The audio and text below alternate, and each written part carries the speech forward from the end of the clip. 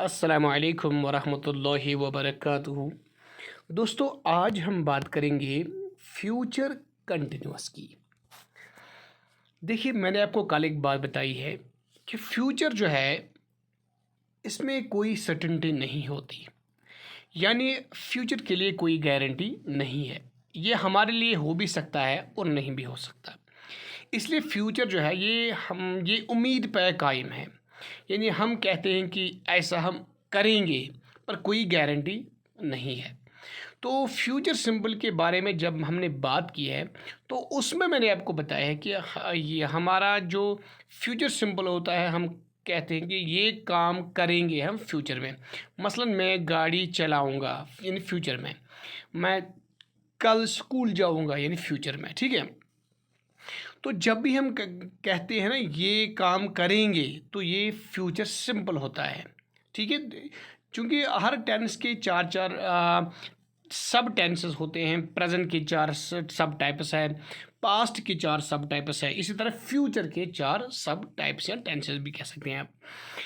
तो इसी तरह जब हम कहते हैं कि ये काम करेंगे या मैं ये काम करूँगा, याद रखिएगा मेरी बात, मैं क्या कह रहा हूँ।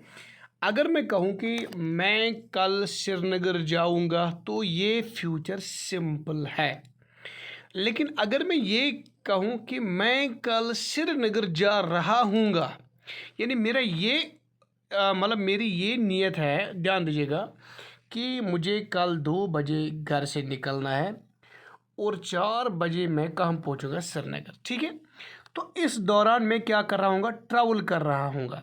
तो अगर आप मुझे ये पूछें भाई कल 3 बजे आप क्या कर रहे होंगे, तो मेरा जवाब ये होगा कि कल 3 बजे मैं श्रीनगर जा रहा हूँगा, ठीक है।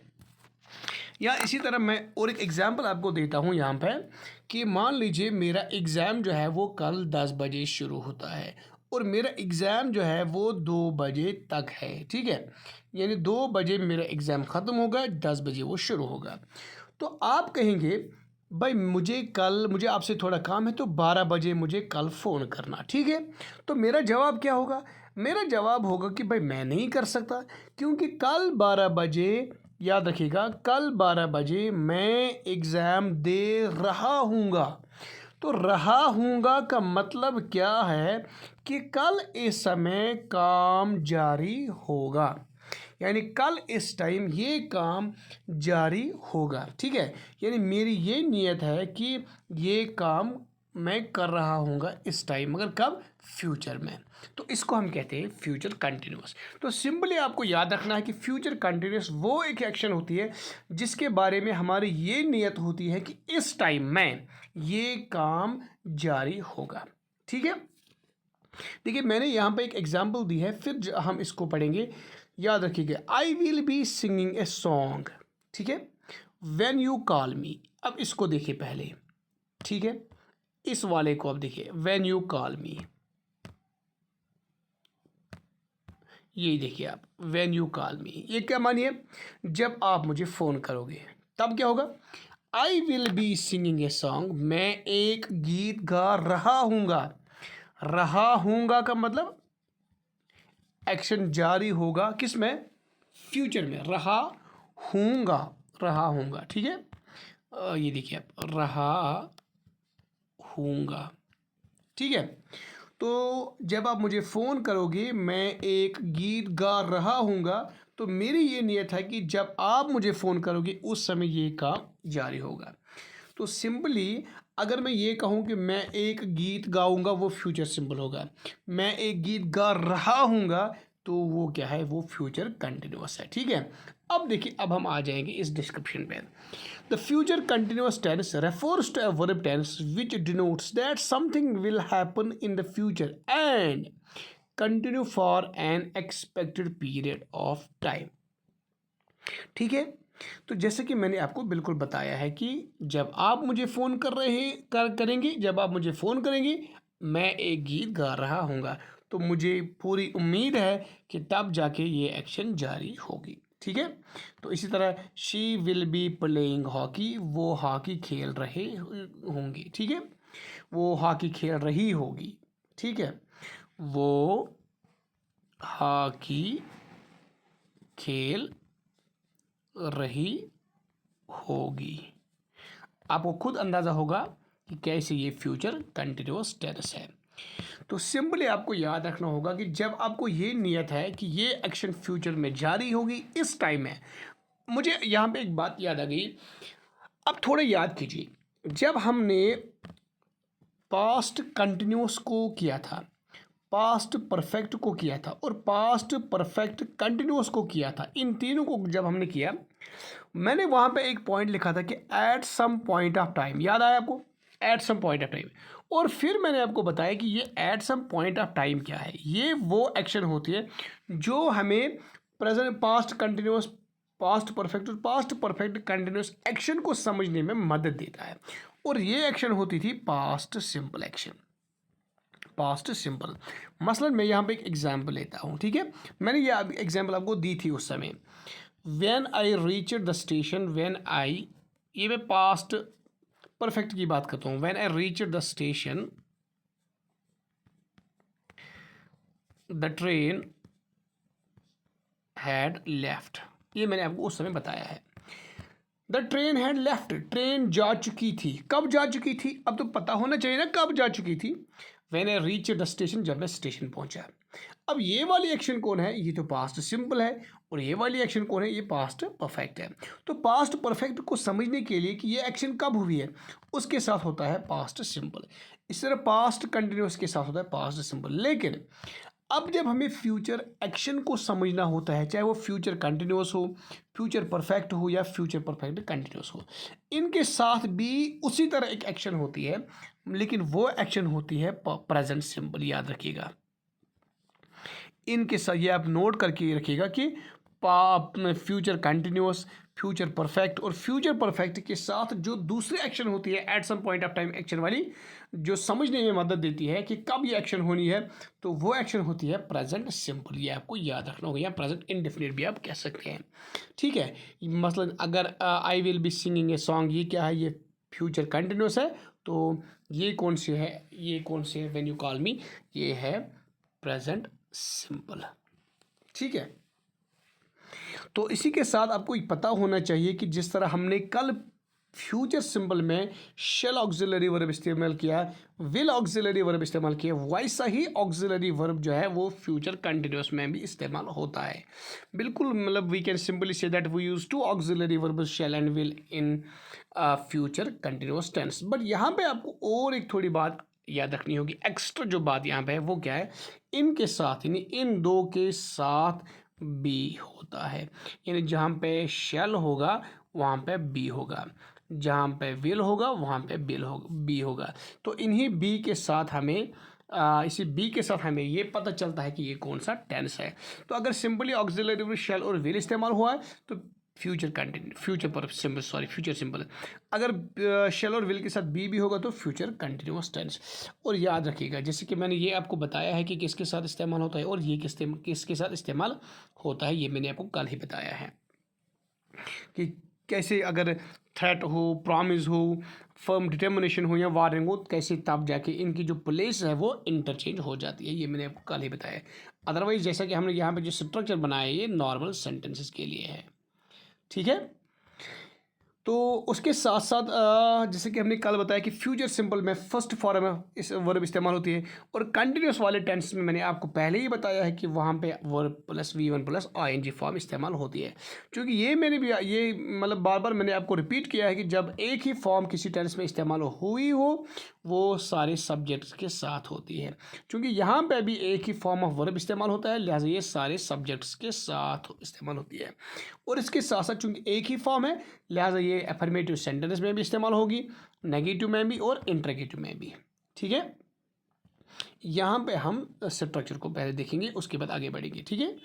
ये है अफर्मेटिव सेंटेंस का structure, subject plus auxiliary verb shall be, उसके साथ साथ बी होगा, V1 plus ING plus object.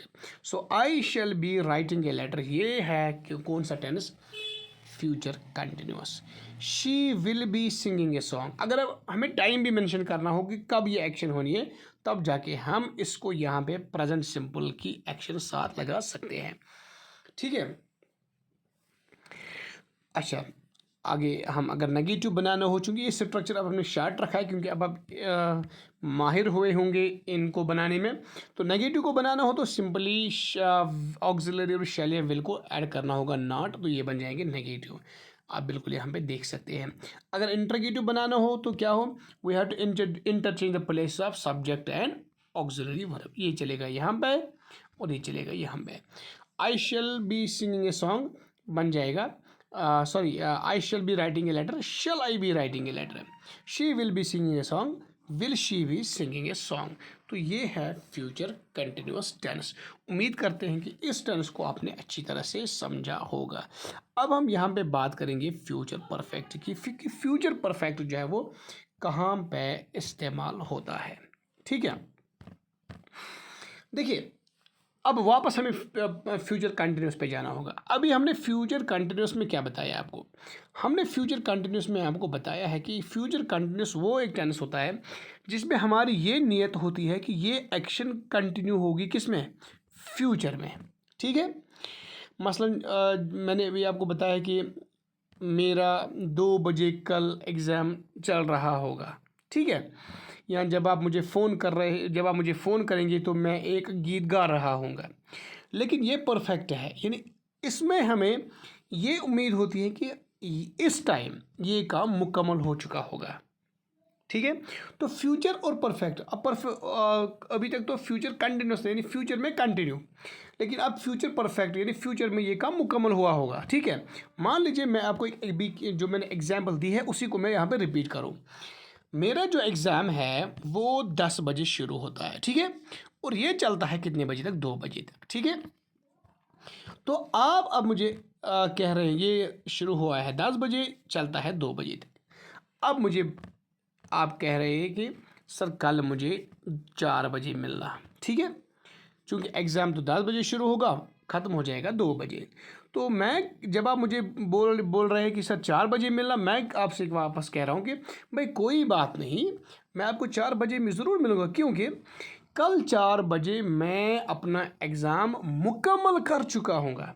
यानी मैंने अपनी जो मेरी जो कल वाली जो एक्शन है वो 4 बजे मुकम्मल हो चुकी होगी।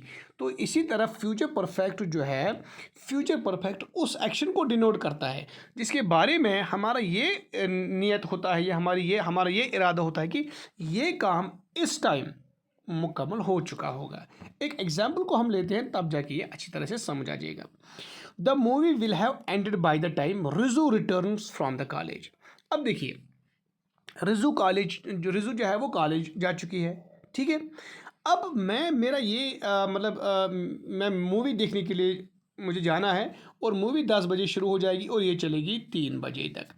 लेकिन रिजू ने मुझे कहा है कि भाई मैं 4 बजे तक वापस आऊँगी। ठीक है, अब मैं खुद से बात करता हूँ कि जब तक रिजू वापस आ जाएगी नहीं 4 बजे तक, तब तक मूवी मुकम्मल हो चुकी होगी। अब मेरा ये इरादा है कि रिजू को लौटने में टाइम लगेगा, वो 4 बजे लौटेगी, तब तक ये एक्शन जो है ये मुकम्मल हो चुकी होगी। ठीक है, या इस तरह और एक एग्जांपल मैं आपको देता हूँ। आप कभी कभार घर वालों को कहते हैं ना कि भाई मैं आज लेट हो जाऊँगा, मैं 10 बजे वापस आ जाऊँगा। वो घर वाले कहते हैं कि भाई नहीं 10 बजे नहीं, 10 बजे से पहले, क्योंकि हम दरवाज़ा बंद कर चुके होंगे। यानी उनका ये नियत होता है कि ये एक्शन कंप्लीट हो चुकी होगी। ठीक है, उसी को हम कहते हैं फ्यूचर परफेक्ट। तो जब भी आपका ये इरादा हो कि ये एक्शन होनी है कंप्लीट इस टाइम फ्यूचर में, तो उसको कहते हैं हम फ्यूचर परफेक्ट, और वो इसी एक्शन से शुरू डिनोट करते हैं। अब देखिए the future perfect tense refers to a verb tense which we use for actions that will be finished before some other point of time। ये पॉइंट ऑफ टाइम क्या है, ये प्रेजेंट सिंपल वाली एक्शन है जिसके बारे में मैंने अभी आपको बताया है। ठीक है, देखिए आई will have finished this book, मैं इस बुक को मुकम्मल कर चुका हूँगा। कब, when you ask for its return, जब आप मुझे इसको वापस करने के लिए पूछोगे ना, तब मैं इसको मुकम्मल कर चुका हूँगा। ठीक है, तो ये वाली आप एक्शन को देखिए, ये फ्यूचर परफेक्ट है। आई will have finished this book, मैं ये बुक मुकम्मल या ख़त्म कर चुका हूँगा। ठीक है, कुछ एग्जाम्पल्स और हम यहाँ पे लेते हैं। ये देखिए आप, she will have cook dinner, he will have arrived, We will have met Julie. It will have stopped raining. They will have left Japan. ठीक है, क्लियर। तो अभी ऑक्सिलरी वर्ब्स की अगर इसमें बात की जाए तो जिस तरह मैंने फ्यूचर सिंपल में बताया कि शैल और विल, फ्यूचर कंटिन्यूस में शैल विल उनके साथ बी, लेकिन फ्यूचर परफेक्ट में शैल और विल, लेकिन इनके साथ यहाँ पे है होता है। और यही वो हथियार है आपके पास जिनसे आपको टेंस को पहचाना है। If there is simply shall and will, that means it is future simple. When there is shall and will accompanied by be, that means it is future continuous. But when there is shall and will accompanied by have, that means it is future perfect. ठीक है, तो यहाँ पे आप बिल्कुल देख सकते हैं शैल और विल किन के साथ इस्तेमाल होता है एज पर ग्रामेटिकल रूल। तो विल हैव किसके साथ इस्तेमाल होता है ये मैंने आपको पहले ही बताया है। But if there are if there is a threat, we can say a firm determination, warning, promise, then we have to interchange their places। ये आपको याद रखना होगा। ठीक है, तो परफेक्ट वाले टेंस में कौन सी फॉर्म इस्तेमाल हो जाएगी, ये आपको पता है कि जब भी परफेक्ट हो, चाहे प्रेजेंट परफेक्ट हो, पास्ट परफेक्ट हो या फ्यूचर परफेक्ट हो, तो थर्ड फॉर्म ऑफ वर्ब इस्तेमाल होता है सारे सब्जेक्ट्स के साथ, चाहे वो यू हो, ही, शी, इट, दे या आई, वी हो। और ये फॉर्म जो है हर टेंस, हर टाइप ऑफ सेंटेंस में इस्तेमाल होती है, चाहे वो अफर्मेटिव हो, नेगेटिव हो या इंट्रोगेटिव फॉर्म हो। ठीक है, इंट्रोगेटिव सेंटेंस हो। ज़रा स्ट्रक्चर की ओर चले। सब्जेक्ट तो हमेशा पहले आता है अफर्मेटिव और नेगेटिव में, उसके बाद होता है ऑक्सिलरी वर्ब, उसके बाद होता है हैव, चूँकि फ्यूचर परफेक्ट है तो लिहाजा shall and will be accompanied by have plus V3 plus object.